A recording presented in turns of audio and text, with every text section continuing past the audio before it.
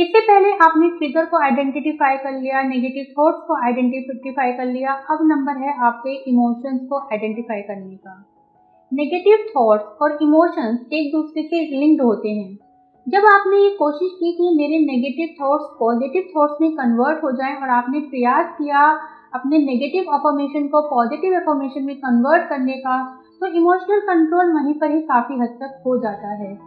लेकिन यदि फिर भी नहीं हो रहा तो एक बार सिचुएशन को रिफ्रेम करने की ज़रूरत है। आप सोचिए कि ऐसा क्या है जो आपको इतना ज़्यादा सैड होने पर मजबूर कर रहा है। जो वो चीज़ है क्या वो इतनी रेलिवेंस है, क्या मेरे लिए इतना रेलिवेंट रखती है कि मैं इस तरह से सैड हो जाऊं, और ये चीज़ जो है किस तरह से ऑल्टरनेट दे सकती है मुझको मेरे इमोशंस को कंट्रोल करने के लिए। जैसे किसी सिचुएशन के बाद आपके मन में नेगेटिव थॉट्स आया कि मैं इस काम को करने में सक्षम नहीं हूँ और मैं अच्छा प्रदर्शन नहीं कर सकता। इसके कारण आपके अंदर एक इमोशन क्रिएट हुआ कि आप सैड फील करने लगे, होपलेस फील करने लगे, लोनली फील करने लगे,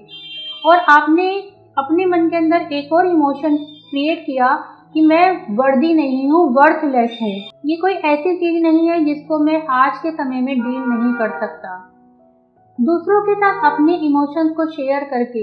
उस लोनलीनेस की, उस आइसोलेशन की फीलिंग से बचा जा सकता है। कभी कभी अपने आप को उस सिचुएशन से डिस्ट्रैक्ट भी कर लेना चाहिए कि वो सिचुएशन मेरे लिए इतना मायने नहीं रखती और मैं उस सिचुएशन से दूर जाना चाहता हूँ। और कभी कभी उस सिचुएशन को एक्सेप्ट कर लेना कि ठीक है ये है मेरे साथ तो है, और मैं इसी को लेकर आगे बढ़ूंगा और अपनी लाइफ में चेंजेस लाऊंगा, पॉजिटिव चेंजेस। ये भी इमोशनल अराउजल को कंट्रोल करने के लिए एक अच्छा वर्क कर सकती है। क्योंकि कई बार हम प्रयास करते हैं चीज़ों को हमसे दूर कर देने का, लेकिन उस प्रयास में ही हम और ज़्यादा डीपली नेगेटिव माइंड में, नेगेटिव कंडीशंस में गिरते चले जाते हैं और अपने इमोशंस पर कंट्रोल नहीं कर पाते। तो कई बार सिचुएशन जैसी है उसको वैसे ही एक्सेप्ट कर लेना, अपने इमोशन जैसे हैं उसको वैसे ही एक्सेप्ट कर लेना,